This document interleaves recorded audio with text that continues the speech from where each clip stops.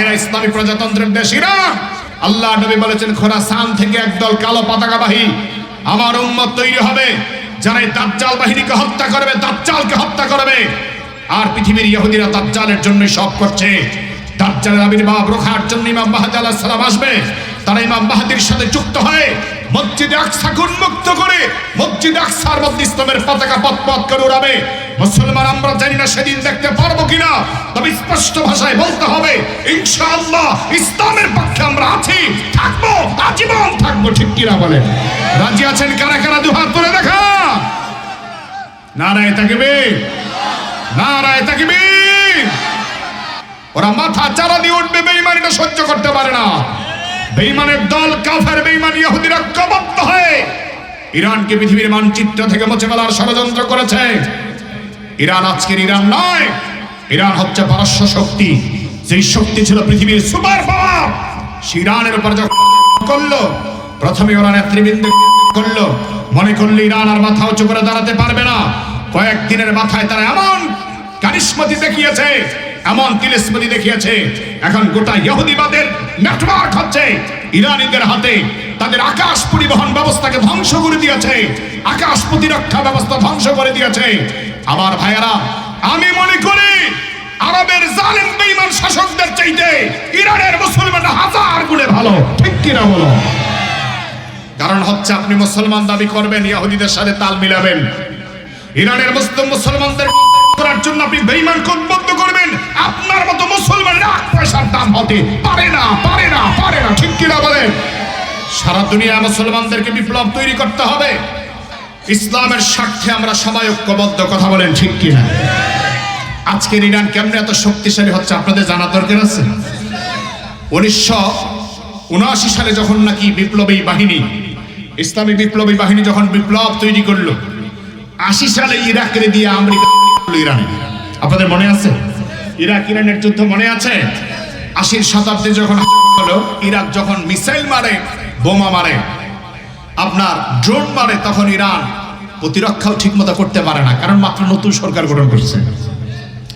এখন যখন প্রতিরক্ষা করতে পারে না, তখন তাদেরকে সহযোগিতা করার জন্য এখন যারা সহযোগিতা করছে চীন, তখন সুপার পাওয়ার চীন ছিল না, তখন ছিল উত্তর কোরিয়া আর ছিল রাশিয়া। রাশিয়া থেকে কিছু পুরাতন বিমান তাদেরকে দেওয়া হয়েছে, যুদ্ধ বিমান, কামান। এরা করলো কি, এই যুদ্ধ বিমান দিয়ে কোন রকম ঠেকায়া ঠেকায়া চলছে। ইরাক মারে 10টা, ওরা মারে 1টা। এখন এইভাবে চলতে চলতে 8 বছর যুদ্ধ চললো। কয় বছর?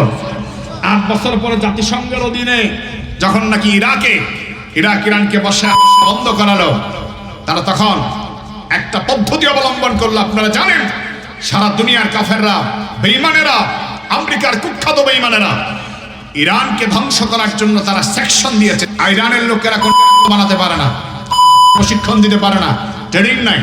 তখন তারা একটা কাজ করলো, রিভার্স ইঞ্জিনিয়ারিং। কি নাম এটা?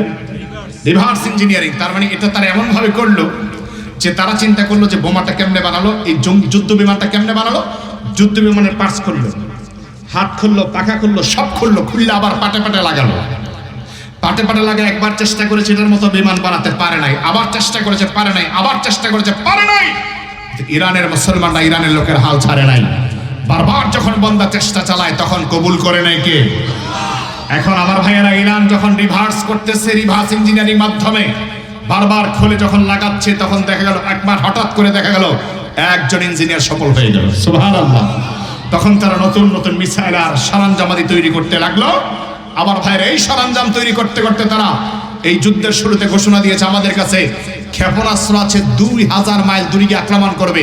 কিন্তু গত 2 দিন আগে দেখলাম ক্ষেপণাস্ত্রের আঘাত 4000 মাইলের পরে গিয়া পড়ছে, তাও ইরানের মার্কিন ঘাঁটিতে, মেরিন ঘাঁটিতে। তার মানে হচ্ছে ইরান বলছে মাত্র 4000 না, দেখেছ আমাদের কাছে আরো চমক আছে, আমরা চাইলে সরাসরি আমেরিকা করতে পারি। ট্রাম্পের মাথা গেছে নষ্ট, বাঁচারে বাঁচা, উপায় নাই। কথা বলেন ঠিক কিনা? তার মানে হচ্ছে পৃথিবীর মধ্যে মুসলমানদেরকে ধ্বংস করার জন্য বেঈমান চেষ্টা করবে, নাফরমানরা চেষ্টা করবে, কিন্তু মুসলমানকে ধ্বংস করতে পারবে না। অচিরে ইনশাআল্লাহ আমেরিকার দাদাগিরি ধ্বংস হবে, ইসলাম সারা দুনিয়ায় প্রতিষ্ঠিত হবেই হবে ইনশাআল্লাহ। ঠিক কিনা বলেন? আল্লাহর হাবিব রাহমাতুল লিল আলামিন নবীকে আল্লাহ বলেন, দুনিয়ার সব বেঈমানরা চেষ্টা করবে ইসলাম ধ্বংস করার জন্য, সব নাফরমানেরা চেষ্টা করবে আপনি নবীকে উৎখাত করার জন্য। কিন্তু আমি আল্লাহ সিদ্ধান্ত নিলাম, আমি আল্লাহ ইসলামকে সারা দুনিয়ায় চমকায় দিব। জোরে কোন সুবহানাল্লাহ। পৃথিবীর একটা মুসলমানের গায়ে আঘাত লাগলে সে আঘাত যদি আমার গায়ে না লাগে, আপনি মুসলমান হতে পারবেন না। ঠিক কিনা বলেন? বন্ধু, তোমার হাত কেটে গেলে ব্যথা হয় কেন বুকে? বন্ধু, তোমার পা ভেঙে গেলে জল আসে কেন চোখে? বন্ধু, তোমার ঘর পুড়ে গেলে ভেঙে পড়ো কোন সুখে? বন্ধু, তোমার ভাই মরে গেলে তুমি কাঁদো কোন দুঃখে? বলবে আমায় পাগল, তুমি কি বোঝো না সহজ কথা? যে কোনো অঙ্গে আঘাত লাগে যে সারা দেহে করে ব্যথা, শিরায় শিরায় রক্ত ধারায় মিশে যায় যন্ত্রণা। প্রকৃতির এই শাশ্বত বিধান তুমি কেন বুঝলে না? ওগো বন্ধু আমার, আসল কথাটা তাহলে এবার শোনো। সারা দুনিয়ায় মুসলমানের ভেদা ভেদে নাই কোন, উত্তর হতে দক্ষিণের সকল মুসলমান, সাদা কালো ধনী গরিব সবাই এক দেহ এক প্রাণ। ঠিক কিনা?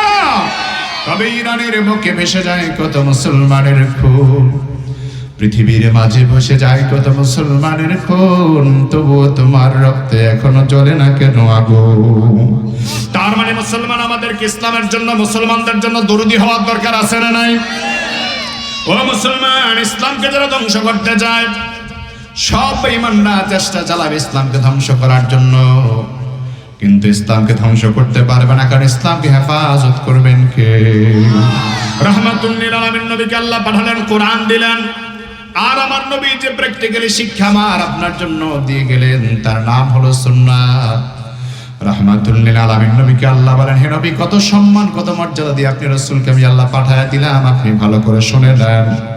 সূরাতুল আহজাবের 45 নম্বর আয়াত আল্লাহ বড় সুন্দর করে বলেন, ইয়া আইয়ুহান নাবিয়্যু ইন্না আরসালনাকা শাহিদা ওয়া মুবাশশিরান ওয়া নাযীরা।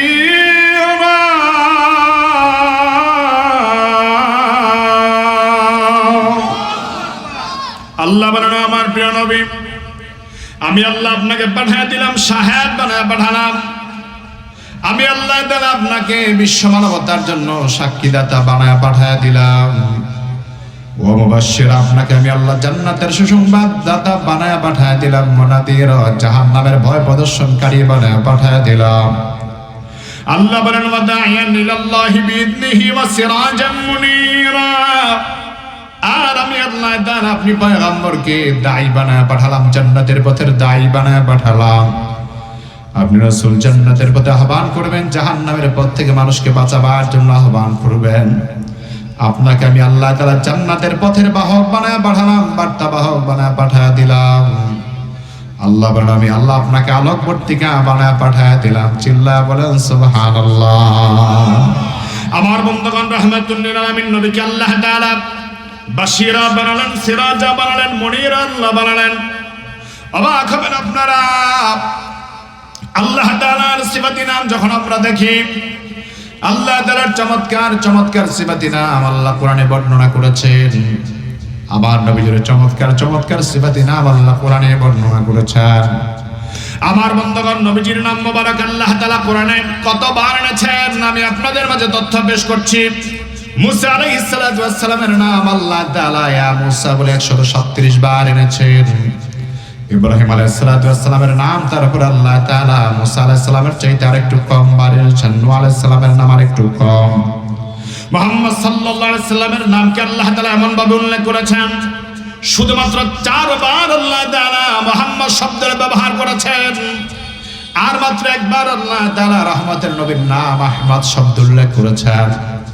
আপনাদের মনটা খারাপ হয়ে গেল, হুজুর আপনারা বলেন আমাদের নবী হলো শ্রেষ্ঠ নবী, তাহলে মুসা নবীর নাম যদি 137 বার হয়, আমাদের নবীর নাম এত কম কেন?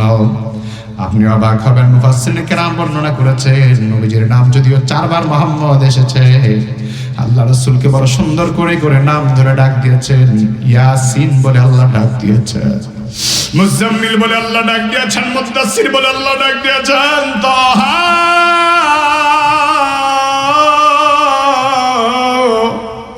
আল্লাহ ডাক দিয়েছেন, বাশীরা নাযীরা খাবীরা বলে আল্লাহ ডাক দিয়েছেন।